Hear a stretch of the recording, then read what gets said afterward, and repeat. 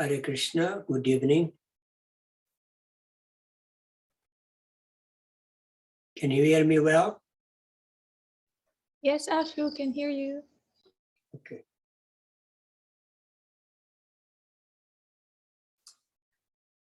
So by His causeless mercy, our beloved Srila Prabhupada taught us by His own perfect example how to serve Krishna with love and devotion. Therefore, we offer Him our obeisance. Namahom Vishnu Padaya Krishna Prestaya Bhutale Shrimate Bhakti Vedanta Swami Iti Namine Namaste Sarasvati Deve Gauravani Prasharine Nirvishesha Shunyavadi Pashata Deshatarine. Srila Prabhupada took time of his very strict, very tense schedule of translating Srimad Bhagavatam in order to write a summary study of Nectar of Devotion. Nectar of Devotion is not a translation of the Bhakti Rasamrita Sindhu. It's a summary study because Bhakti Rasamrita Sindhu has more verses than Srimad Bhagavatam.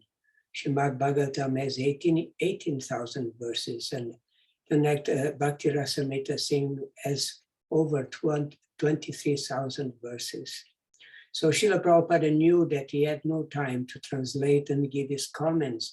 So he wrote a summary in the form of the Nectar of Devotion, and that's already enough for us, more than enough. So Bhakti Rasamrita Sindhu, as we know, was written by Srila Rupa Goswami. Shri Chaitanya Manobhistam Stapitam Yamna Bhutale Swayam Rupa Kadamayam Dadati Swapadantikam. When will Srila Rupa Goswami Prabhupada, who has established within this material world the mission to fulfill the desire of Lord Chaitanya, give me shelter under his lotus feet? Srila Rupa Goswami is the leader of the 6 Goswamis of Vrindavan. As we know, we all honor these 6 Goswamis as our Shiksha Gurus. Panchakalpa tarubhyacha kripa sindhubhya eva cha patitanam pavanebhyo vaishnavebhyo namo namaha. They have written extensively on this science of devotion, following the instructions of Sri Chaitanya Mahaprabhu. Chaitanya Mahaprabhu is the original teacher of the science of loving devotion. He purposely descended to this material world to relish it, to distribute it to all of us, the most unfortunate souls of Kali Yuga, or better say, the most fortunate souls of Kali Yuga. Jaya Shri Krishna Chaitanya Prabhu Nityananda Shri Advaita Gadadara Shivasadi Gaura Bhakta Vrinda. Shri Chaitanya Mahaprabhu is none other than a combination of Radha and Krishna, the highest manifestation of love of God. Hare Krishna, Krishna Krishna, Hare Hare, Hare Rama, Rama Rama, Hare Hare.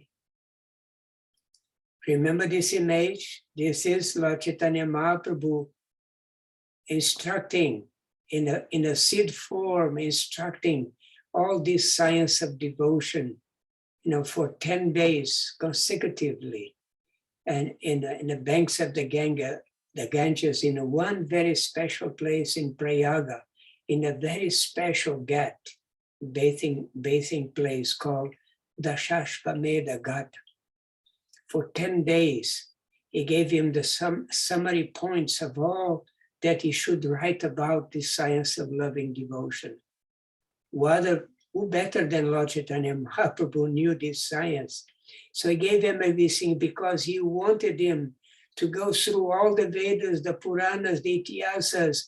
Everything already existed, presented by Srila Vyasadeva. He wanted him to extract all those points about bhakti, loving devotional service to Krishna, because it's all there. It's nothing new. but was scattered here and there. And Rupa Goswami so expertly put everything together in a very classified manner, in a very wonderful way, easy for us to assimilate so we can understand in a practical way this science of devotional service.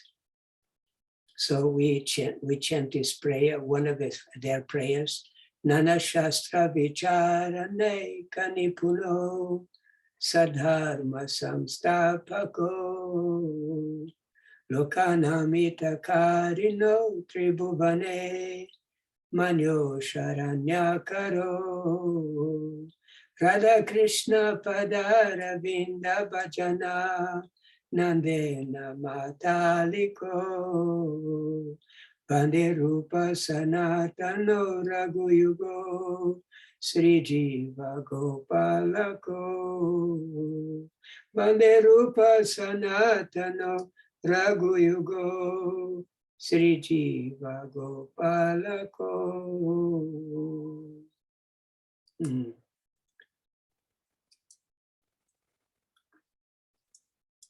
So we offer our respectful obeisance unto the 6 Goswamis, namely Sri Rupa Goswami, Sri Sanatana Goswami, Sri Raghunatha Bhatta Goswami, Sri Raghunatha Dasa Goswami, Sri Jiva Goswami, and Sri Gopala Bhatta Goswami, who are very expert in scrutinizingly studying all the revealed scriptures with the aim of establishing eternal religious principles for the benefit of all human beings.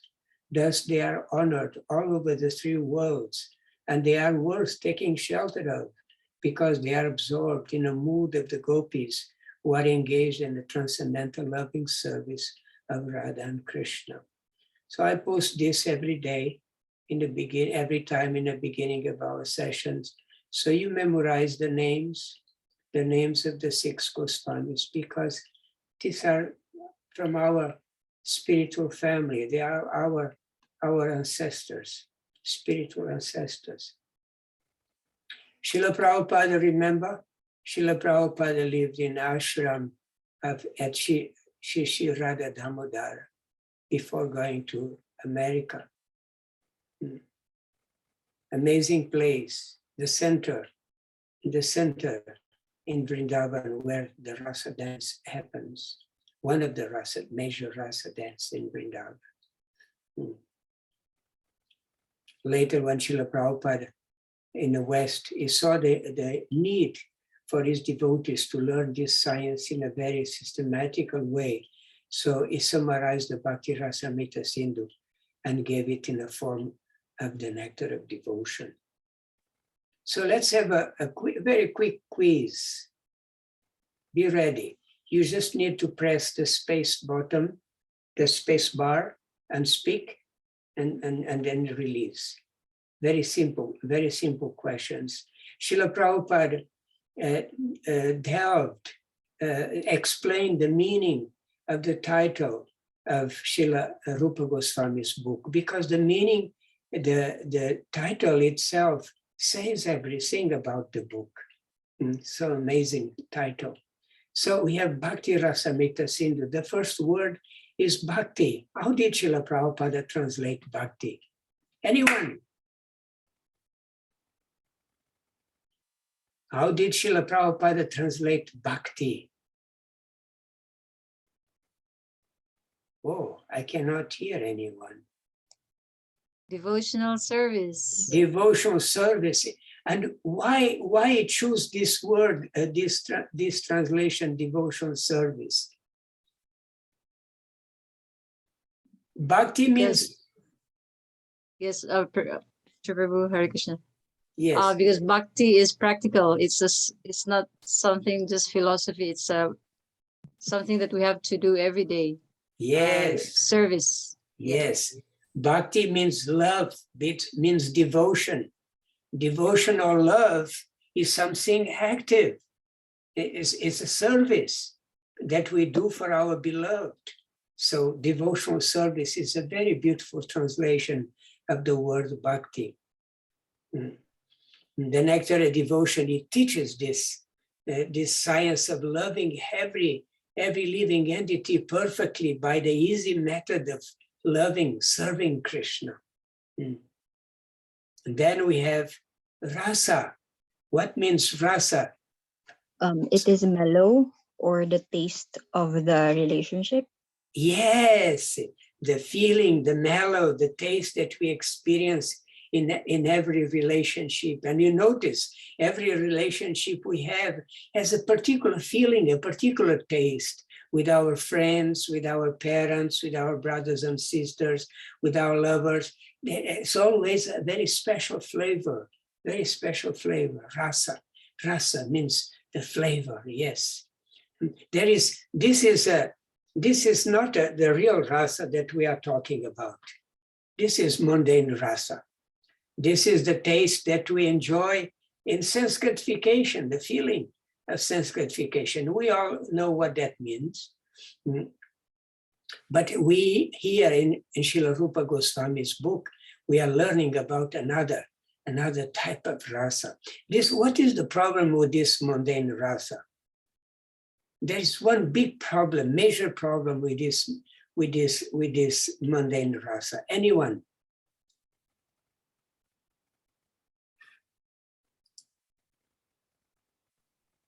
It's temporary. Yeah, it's temporary. Even if it lasts for a long time, ultimately at the time of death is finished. Yes, it's temporary. So we are talking here is about bhakti rasa, the taste, the feeling that we relish in our loving service to Krishna. This is eternal, everlasting, never fades away, and it never disappears. It's always there. And bhakti rasa amrita sindhu, the third word is amrita. Why it's amrita? Why is it is amrita? Why bhakti rasa is amrita? We already said. Hare Krishna, deathless. Deathless. Amrita means deathless, means it's eternal. But there is another meaning for amrita. Nectar. Nectar. Yes, nectar is full of nectar. This bhakti rasa, this feeling, this taste, and in a loving relationship with Krishna is so nectarian. It's so wonderful, so wonderful.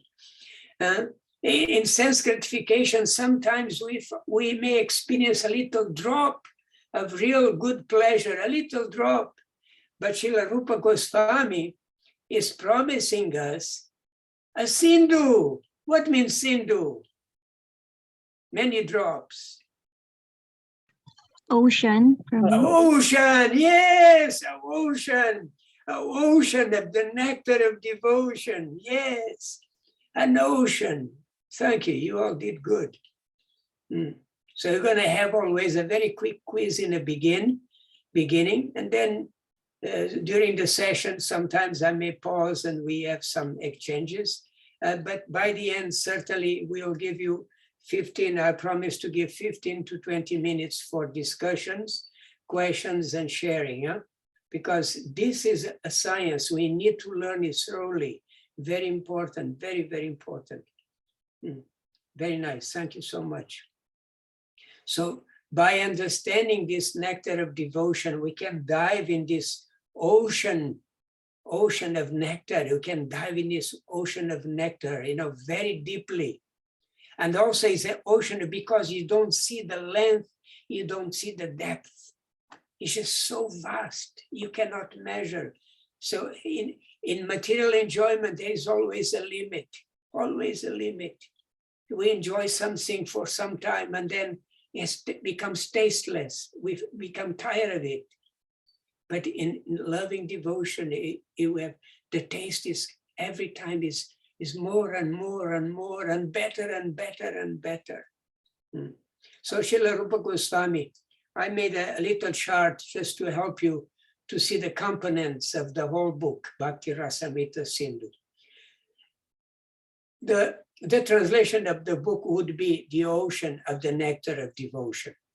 is too big for the title of a book in English or any other language besides Sanskrit.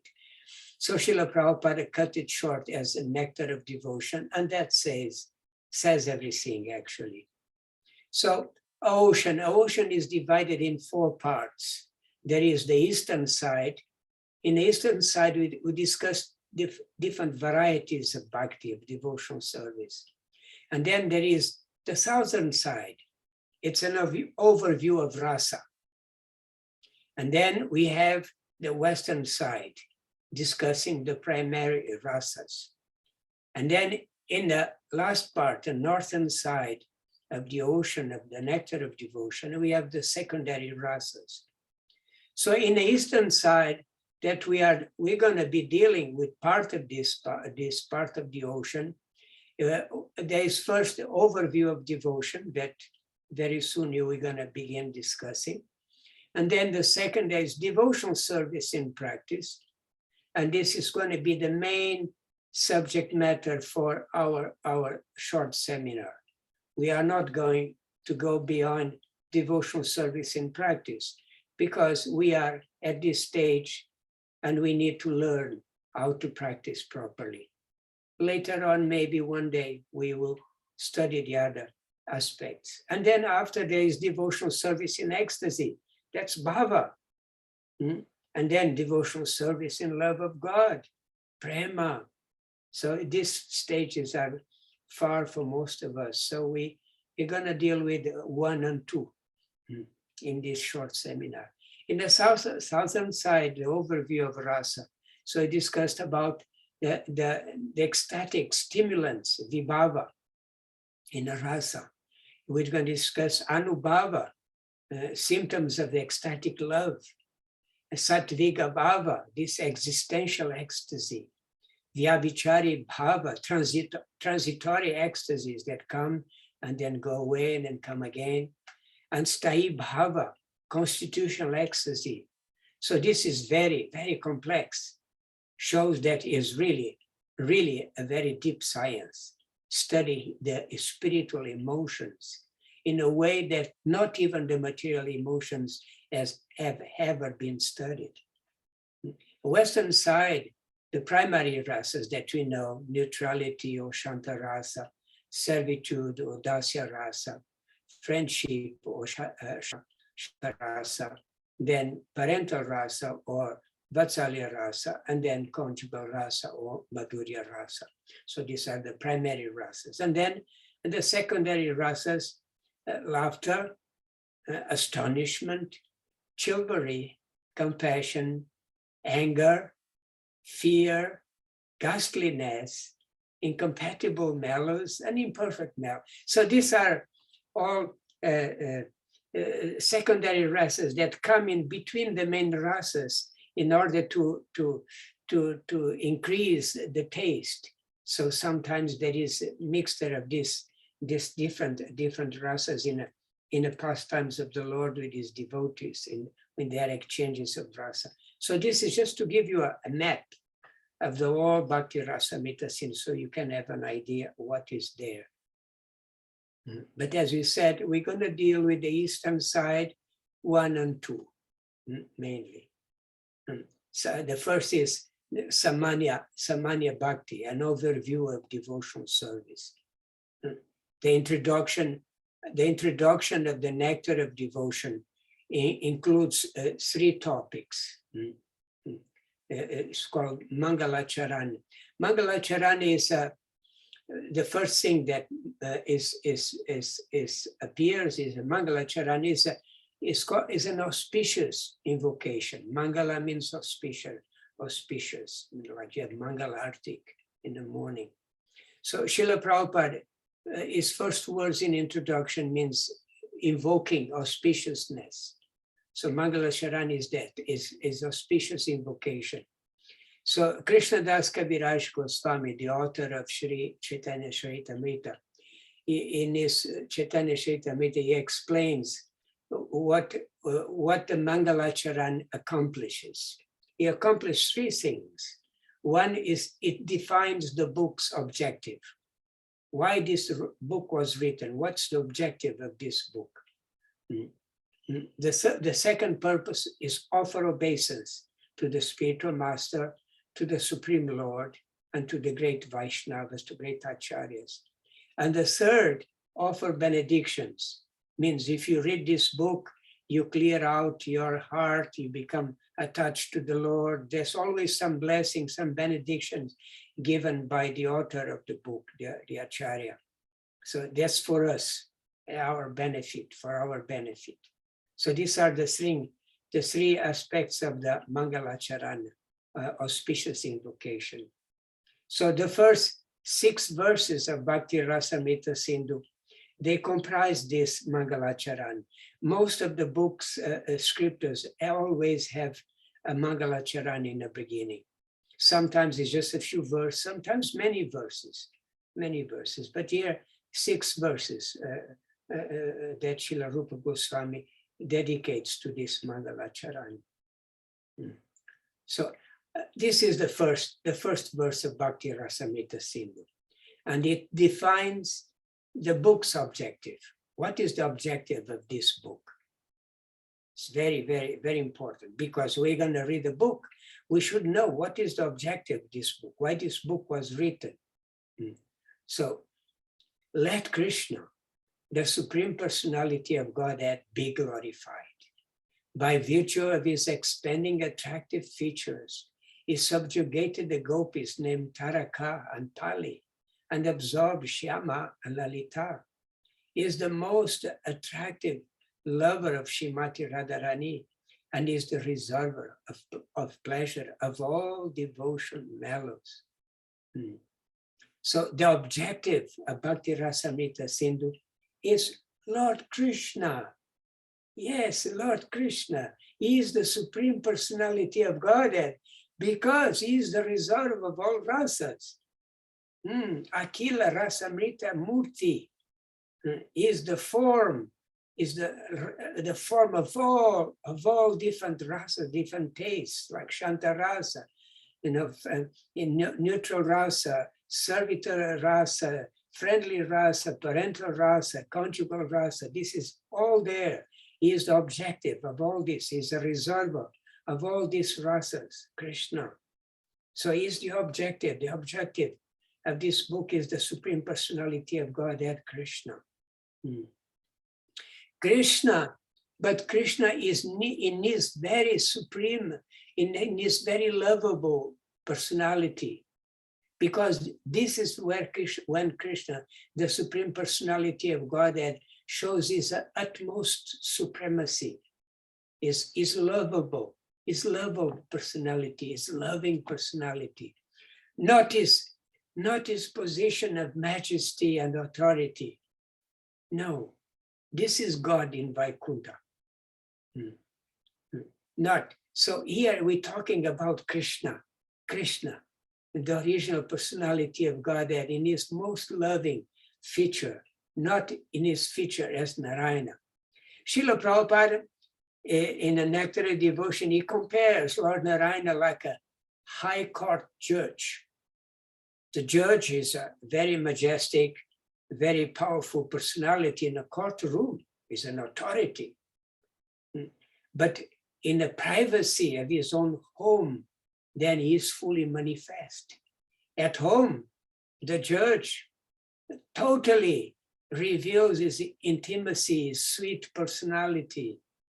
To his old parents, he is a very charming, obedient son. To his friends, this is their closest friend. To his wife is her beloved husband, and for the children is the beloved father. So this is where the judge is himself, at home, not in a court, where he is in his majestic and powerful position. No. So similarly, when Lord Narayana performs his role as the creator, he reveals his majesty, his power, his God, he's the supreme. But in Vrindavan, at home, his sweet personality completely blossoms, completely manifests. It's just sweetness, loving exchanges with her mother, with her friends, with her girlfriends, with the cows, with everybody. Just wonderful, sweet exchanges. So this is the personality with whom we want to exchange loving devotional service. This is what Srila Rupa Sri Chaitanya Mahaprabhu came to give us. This is what the six Goswamis wrote about, particularly Srila Rupa Goswami in his Bhakti Rasamrita Sindhu. And this is what Srila Prabhupada came to give and to exemplify himself. This loving, this very sweet, loving personality. Srila Rupa Goswami addresses Krishna as Akila Rasamrita Sindhu because he's a reservoir of all rasas, is the objective of the book.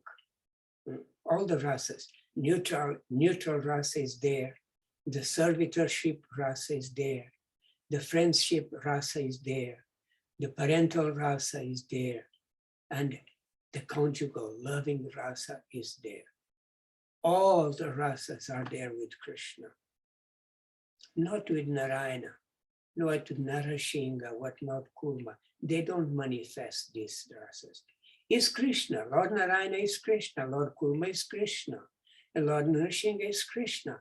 But they don't manifest this natural personality as Krishna manifests in Vrindavan at home. So when he's outside, is God.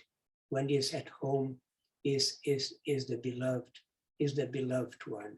And is with this personality that pure devotional service is about. So he's also the attractor of the gopis. Yes, right in the beginning he said, Srila Rupa Goswami is transcendental attractive features. He has captivated all the gopis, added by Taraka, Palika, Shyama, Lalita, and ultimate Srimati Radharani. He captivated because of his very attractive features. Krishna is so attractive. That's why he's Krishna. Srila Rupa Goswami, he groups the 5 different gopis according to the intensity of their affection for Krishna. Like the first, he mentioned Taraka and Palika, and then Shyama and Lalita and Srimati Radharani. So by his radiant, attractive features, Krishna subjugates Taraka and Palika. He controls them by his attractive features. Then Krishna absorbs Shyama and Lalita, means he takes them into his own intimate circle, absorbs them. And then the third, Srimati Radharani, oh, the dearest to Krishna. He becomes a submissive lover. Such is the power of Radharani's devotion. So different dealings, even with the gopis in a conjugal rasa, they have different dealings. So Krishna is the lover of Srimati Radharani, and is the result of all the rasas. So he is the object, and the goal of the Bhakti Rasamrita Sindhu, the nectar of devotion. So Srila Prabhupada writes, let me offer my respectful obeisance unto the lotus feet of Srila Rupa Goswami Prabhupada and Srila Bhaktisiddhanta Saraswati Goswami Prabhupada, by whose inspiration I have been engaged in a matter of compiling this summary study of Bhakti Rasamrita Sindhu. Srila Prabhupada was instructed in Bhakti Rasa and Krishna consciousness by his own spiritual master. So the nectar of devotion was firstly, most directly inspired by Srila Bhaktisiddhanta and Srila Rupa Goswami, who is the original author.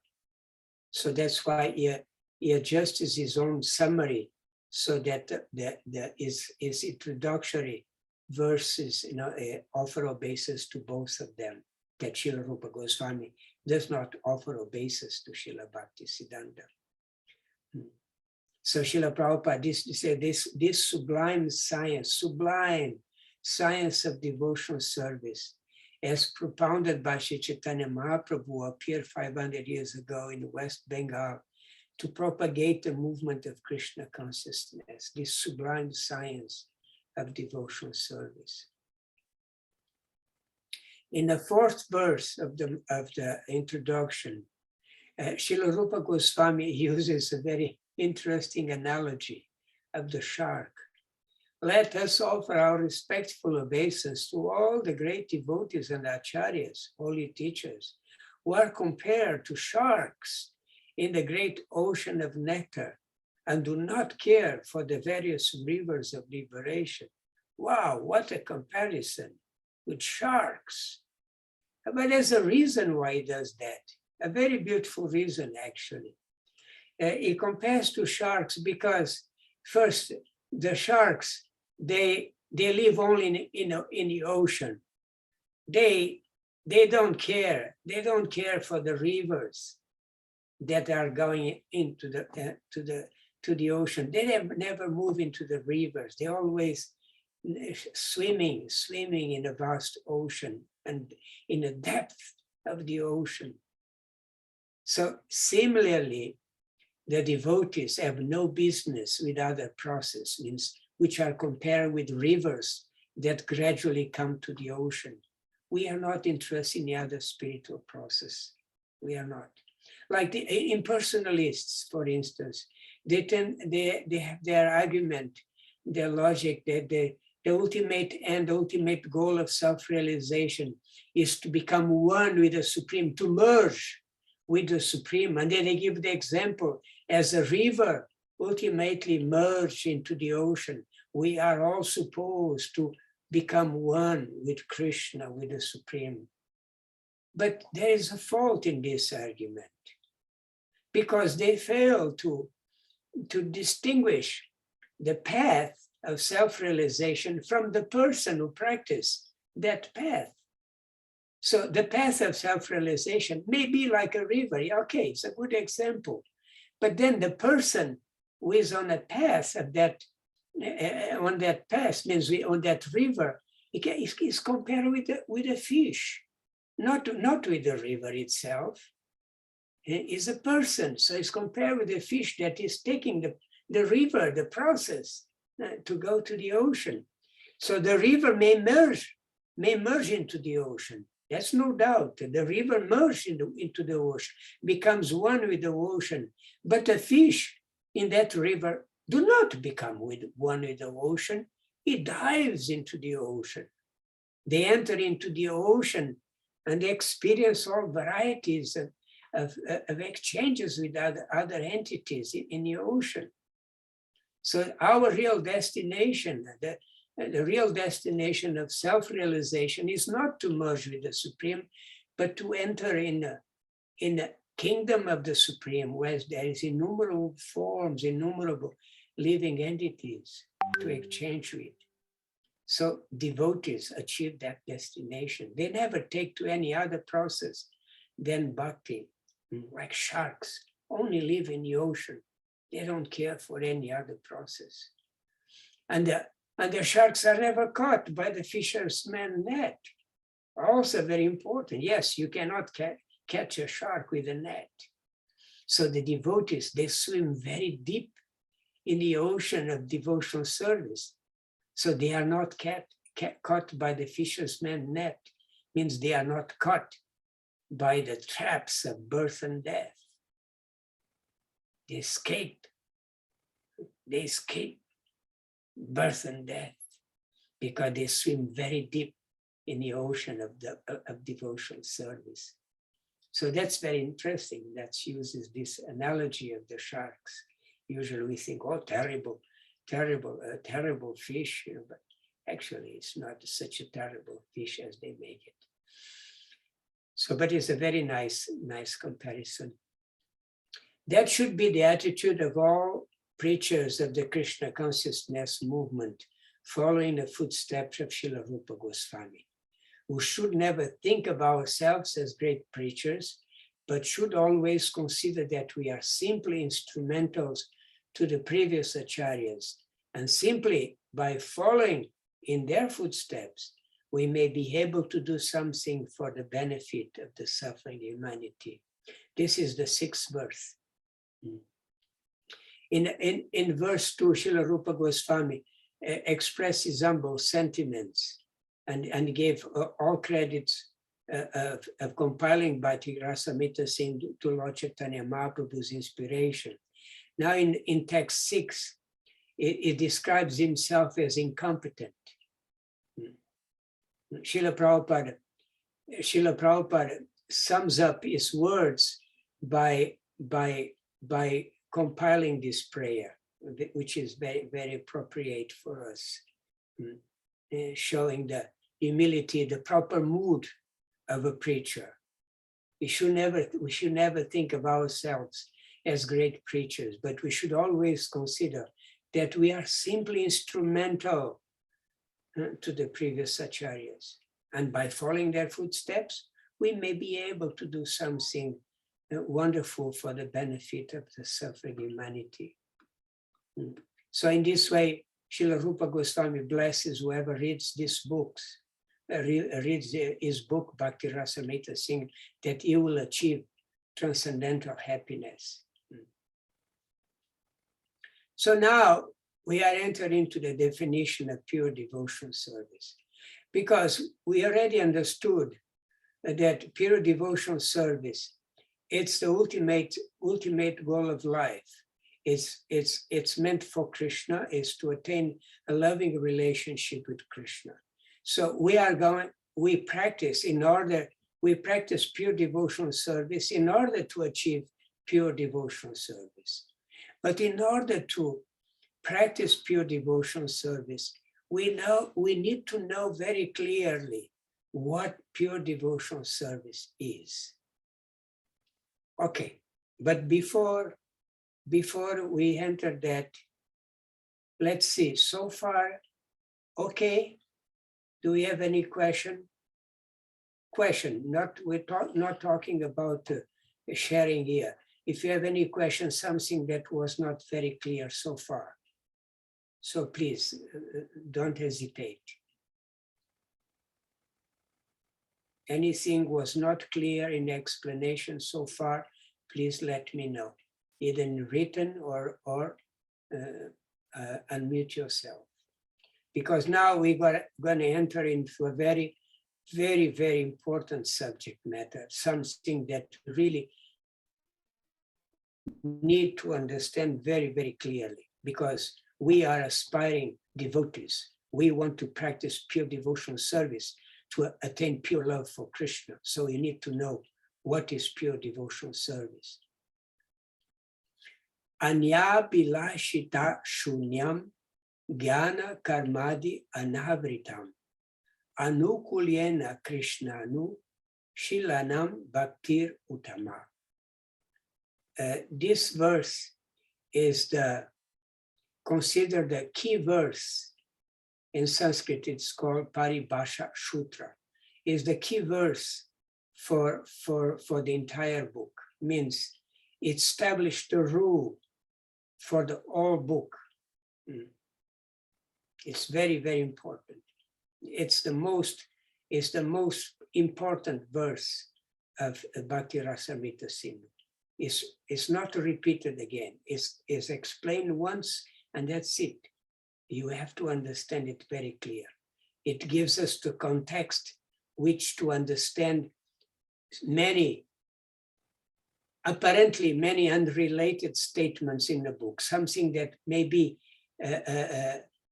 some unrelated statements, some contradictory statements, then we have to analyze in light of this verse.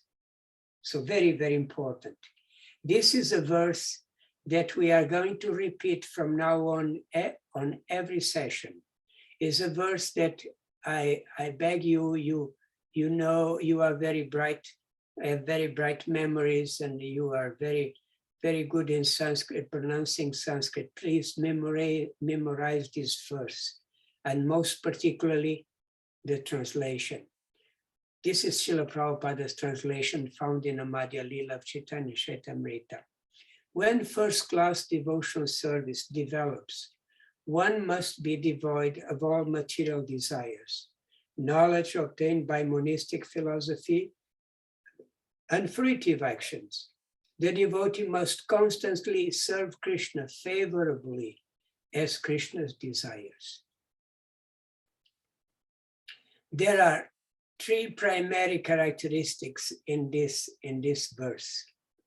It's called Svarupa Lakshanam, primary characteristics. So we are going to analyze this definition because Srila Rupa Goswami's definition is perfect. So the first one is that pure devotional service is for Krishna. We're going to see it later. Huh? The second is that pure devotional service is an active engagement. Ratnavali already mentioned in a quiz before. And third, pure devotional service is executed with favorable intent. So we are going to elaborate on these three aspects of the primary characteristics of Srila Rupa Goswami's definition of pure devotional service. Very, very important, extremely important, my dear devotees. So, Anyabilashita Shunyam Jnana Karma Dhyanavritam Anukulyena Krishnanu Shilanam Bhakti Utama. So, pure devotional service is for Krishna. Yes, for Krishna. Pure devotional service is for Krishna, not for anyone else. Of all the primary characteristics, this is the most essential. Oops, but it seems so exclusive. It means only devotion is only for Krishna, no one else. What the people around us, how the devotees, our Guru Maharaj, Srila Prabhupada, so we cannot love them. Only Krishna, we can only love Krishna. Yes, but Krishna is not ordinary. Krishna is not an ordinary person. When you speak of Krishna, Srila Prabhupada mentioned, you refer to the Supreme Personality of Godhead, along with his many expansions. Okay, that's more people. We have so many incarnations that come to this material world, Ramachandra, Narasingha, Varaha, Vamana, so many beautiful incarnations of the Lord. Okay, we can also love them, yes. So Krishna means his expansions. So his expansions are also, we can also love them. We can offer them pure loving service. And he's expanded also by his parts and parcels, means us. And his different energies. Oops. So plenary parts and parcels are the incarnations. You know, then there are so many incarnations are there, and then there are the differentiated parts and parcels. This refers to us, the living entities, and the different energies. Oops, material means include material, spiritual energy. So it means in these categories, everything that exists is included, because after all, Krishna is the source of everything. So Krishna, in other words, it means everything and includes everything. So to say that anything and everything is a valid recipient for pure devotional service, it will be also too inclusive. You know, one just to say is only for Krishna and nobody else seems too exclusive. And now because Krishna is actually means everything and anything, then devotional service to everything and anything also sounds too inclusive. So Srila Prabhupada eases us by explaining that generally when we understand Krishna, it means Krishna and his personal expansions, and as well as his devotees, particularly his pure devotees. And it also includes his direct paraphernalia, his transcendental abode like Vrindavan, Mayapur. They are also the objects of devotion, the pure loving devotion. So the conclusion is that Krishna is the unique, the singular target of pure devotion. Yes, pure devotion service for Krishna. And as a result of this one-pointed love for Krishna, we love everything that is directly connected to him. directly connected to him.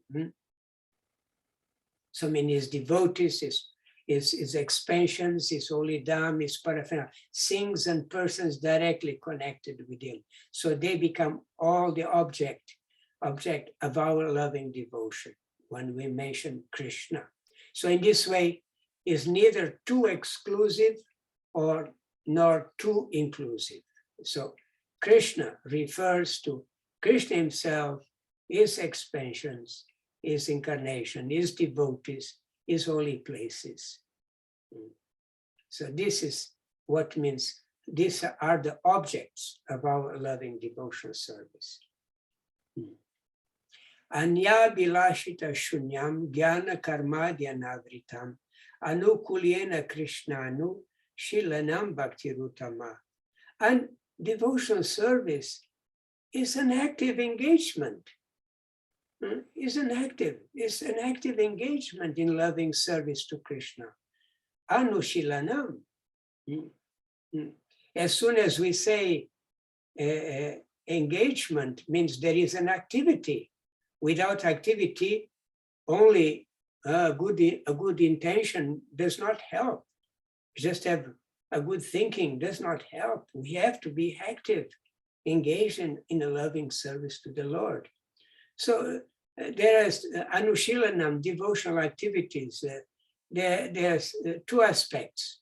One aspect is the positive aspect, and the other is the negative aspect. Means what we should do and what we should not do.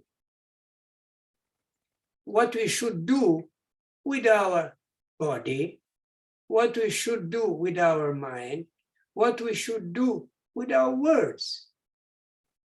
Activities, what we should do. And nivriti, negative, what you should not do with our bodies, what we should not do with our mind, and what you should not do with our words.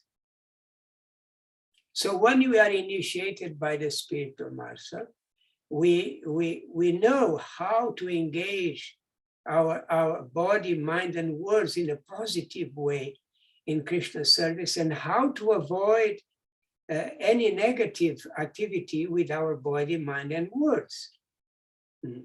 So this anu, shilanam is activity. Anu means by following the previous authorities, our spiritual master and previous acharyas. By following them, we engage in activities that are either positive or negative with our body, mind, and words. So it's an activity. So we're going to stop here for tonight. It's 6:53, and we started at 6:05. So we have 15 minutes approximately for discussion. And if you want to share as much as you have understood, or whatever you want to say about the subject matter, please keep connected with the theme, what we have discussed. We can go until 7:10. Okay, so let's go. It's now the microphone is on your stage, and I'm gonna start my video. So if in case you put your video, we can exchange. So don't be shy. We can stop the poll. We can stop the share and just concentrate on ourselves now. So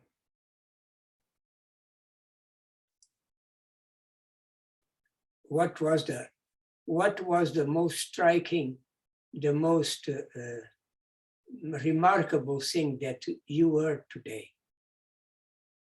Maybe it's different from what others heard and what others perceive. So what you have, what touched you the most, what struck you the most in what we heard today from Srila Prabhupada, Nectar of Devotion, commenting on Bhakti Rasamrita Sindhu.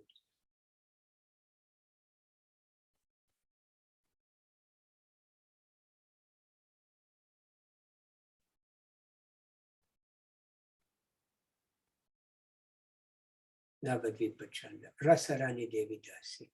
Hare Krishna Shri Prabhu, please accept my humble obeisance. It's very important that we follow the attitude of great acharyas with humility and not think of ourselves as great preachers. My question is, sometimes we tend to be overwhelmed with our association, with the service, and or with the studying of the scriptures. How can you neutralize our attitude and avoid to be puffed up? Well, in the beginning, it's quite naturally that we become a little puffed up because we now understand so many things that we did not understand before. But we should always remember, this knowledge is not ours. It's given by the Lord. The potency or the capacity to understand and realize this knowledge is also given by the Spirit of Master, by Srila Prabhupada, by the Lord himself. We only have to have a sincere desire to love and serve Krishna and his devotees. That's what should be our main purpose in embracing Krishna consciousness. In this way, gradually we will detect when we are becoming a little too overwhelmed and too a little proud. We will detect, but it's something that it might take some time. Because in the material world, in material life, pride is a natural aspect of life. If you don't have a certain pride, means you are a dead person. You have to have some pride. So we are proud. We are proud of being accepted as Krishna's servants. That should be our pride, that Krishna has accepted us as his servants. Our Guru Maharaj, Srila Prabhupada, has accepted us. Should be proud of that. It's wonderful. But then whatever we have, whatever we're capable to do, this is all by their mercy. Always remember that. And in this way, everything okay. Okay, Navadvip, you raise your hand. Hare Krishna. So yes, thank you, Krishna Baladeva. Yeah, the first thing I remember or I put in my mind when I hear the verse Anya Bilasita Sunyam is to cancel everything which is not favorable to Krishna, which is the thing is with the negative thing, and then just do all the favorable things that will please Krishna. Because yeah, for me to remember the whole verse is I only think one thing, and that's the thing is to cancel everything which is not favorable to Krishna. We're going to discuss that. We're going to discuss that in the next. It's going to be the first thing we're going to discuss in the next session. Because we didn't finish yet the primary characteristics. We only mentioned because I wanted to give enough time for discussion. So we go slowly but steadily. So we're going to discuss that. That is anukulyena. Anukulyena has to be favorable. Yes, it's a very nice point that you raised. It's a very nice point. And actually, I also love very much that point, and makes a very important, it really marks a very important point of what loving devotion is by knowing this word favorable. Yeah. Yes, nice you brought up. We're going to discuss this next time because I wanted to give enough time to explain it very clearly, because it's one of the major points, to me at least, in the meaning of pure devotional service is this word, like also strike you in this verse because you already studied this before. Ratnavali has a question. Or Rasarani first. Oh, Rasarani already done. Ratnavali, thank you very much. What I like the most is the analogy of the shark. That like sharks who live in the ocean are not interested in the rivers, the devotees are not interested in any type of liberation, materialistic lifestyle, because they are fully absorbed in pleasing Krishna, swimming in the ocean of practical service every day. Yes, yes, yes. It's true. It's very true. Yeah, loving devotion service, ocean. Huh? And if you really want to be absorbed, there's no limits. Huh? We all know, there's no limits.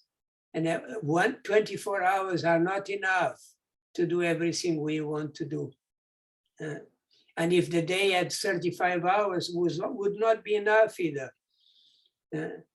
So sometimes we even say, oh, I'm tired, I have to sleep, but I have still so many things to do, so many service to do. Yeah, so nice.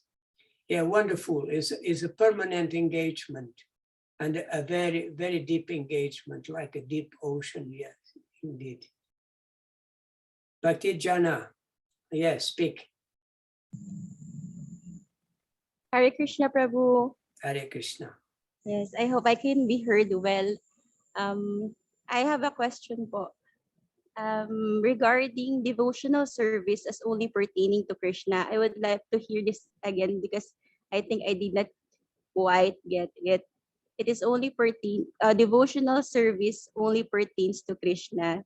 What must be offered then to his expansions? Thank you, Prabhu. Well, when we learn how to offer loving devotional service to Krishna, then automatically we are serving all his expansions, all his incarnations, everybody, because in Krishna, everything is there. All expansions coming from him, all incarnations coming from him. So you don't need to offer any particular service, even though sometimes we do, like in special appearance of great incarnations of the Lord, we offer a special festival in their honor.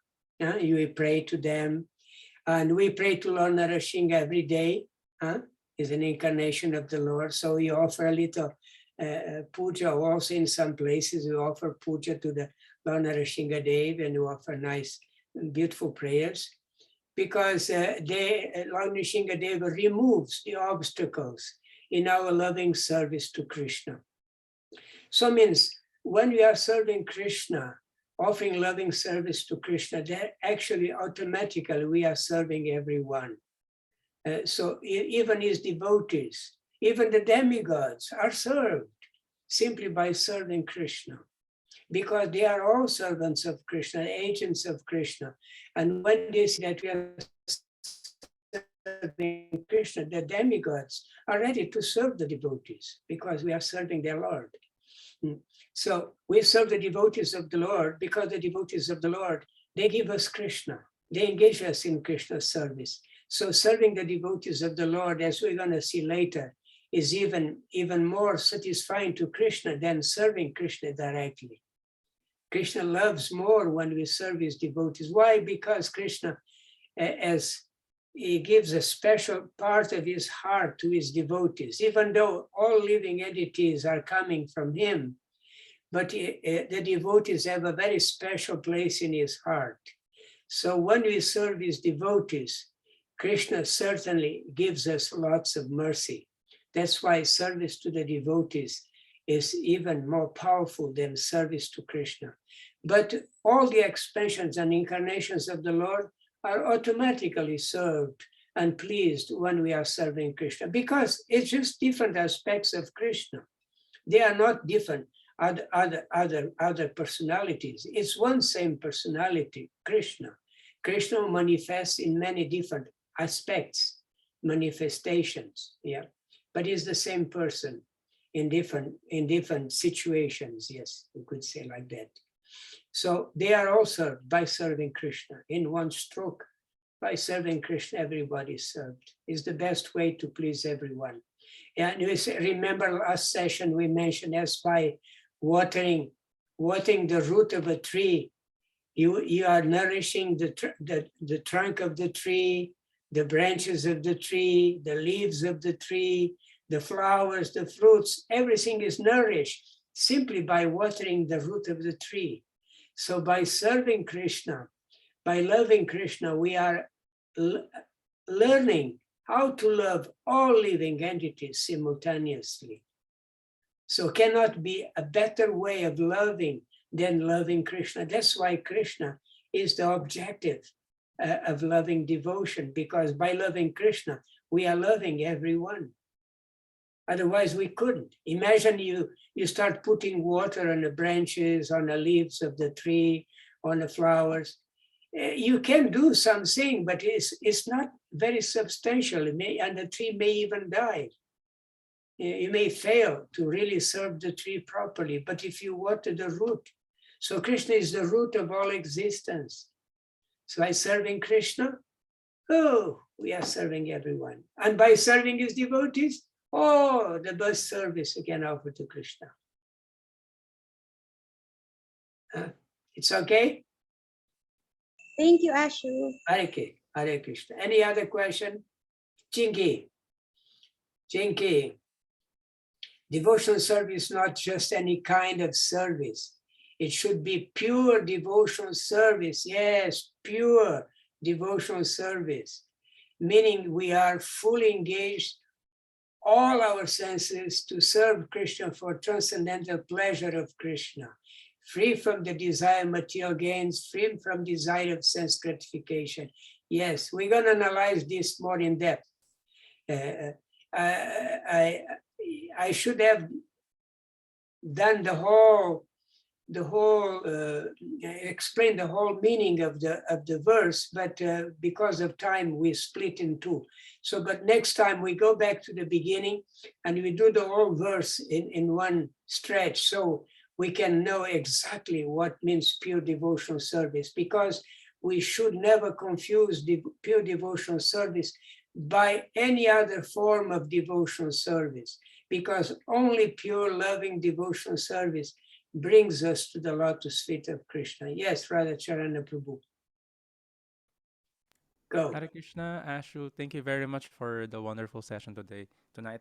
One thing that struck me the most tonight is when you mentioned that the rasa or the mellows for Krishna is very unique in comparison to all mundane rasa or mellows, which are also not comparable to even the rasa with the other demigods and even other Krishna's expansion.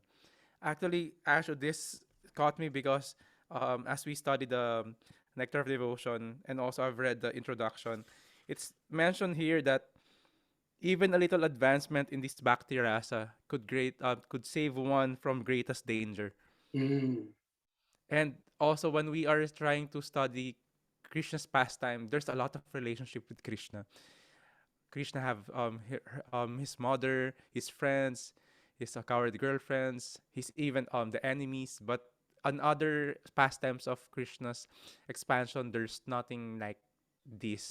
Yes, we cannot find it. You cannot, it's not that they don't have all the manifestations of the Lord, they are fully equipped, because they are manifestations of the Lord, but they don't manifest. Elsewhere, Srila Prabhupada mentioned is like the powerhouse as electricity to move big generators, big machines, but in your room, you just need it as a light or to plug your computer. That's all you need. That much power you are using. So the different incarnation, the expansion of the Lord, they manifest just as much as needed for their function. But in his original form, Krishna he possesses all the rasas. All the rasas are in him. We cannot imagine Kurma doing rasa dance or Narashinga playing with the cows, doesn't fit in that particular mood, So only Krishna in his original form shows this particular feature of manifesting all the rasas, not only in just manifest all the rasas, but completely and perfectly to the extreme, to the highest extent.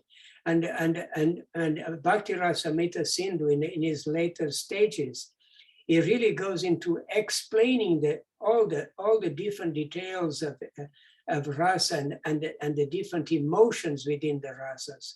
Now we hear a little bit in the Chaitanya Charitamrita in the end of the Antya Lila, the Lord Chaitanya Mahaprabhu revealing his mood of loving devotional service as Srimati Radharani, and it's amazing. Sometimes she looks angry, sometimes she's disappointed, sometimes she's in fear, sometimes all those emotions, incredible emotions that enhance their rasa. It's amazing, amazing. Like in the material world, we have also these things, a person may have a very, very loving relationship with somebody else, but sometimes there is some other emotions that come in the beginning, in the middle, and seems to either break or make that particular rasa become more satisfying, more enjoyable. But in devotional rasa, in the real bhakti rasa, it's full of emotions, incredible emotion. So that's all with Krishna. That's all with Krishna. Krishna manifests all these rasas, all these emotions perfectly and completely. We may never taste all these rasas with him. We may taste one particular rasa, but as to know that with Krishna, all living entities can have their particular rasa. He can accommodate all the rasas with all living entities perfectly and completely. Yes, amazing, huh? Amazing personality. Anybody else? Okay, it's about time also. Thank you for your sharing, your questions, and yes, be very attentive because this is a science. And we are doing, it's a short seminar, but a very important seminar because it's about something that we are all doing, practicing devotional service. And we want to practice well because we want to achieve pure loving service for Krishna. This is our goal. So we have to learn this science. We never know too much about this science. Believe me, we never know too much. So many things we learn, we heard so many times, but every time is a new click, some new thing that manifests that we understand better. Because we are all practitioners, or at least we are aspiring to practice pure devotional service properly, correctly. So good, thank you. Jai. Srila Prabhupada ki jai, Sri Rupa Goswami ki jai, Sri Chaitanya Mahaprabhu ki jai, Nitai Gaura Premanande. Hari Hari Hari Hari Bo.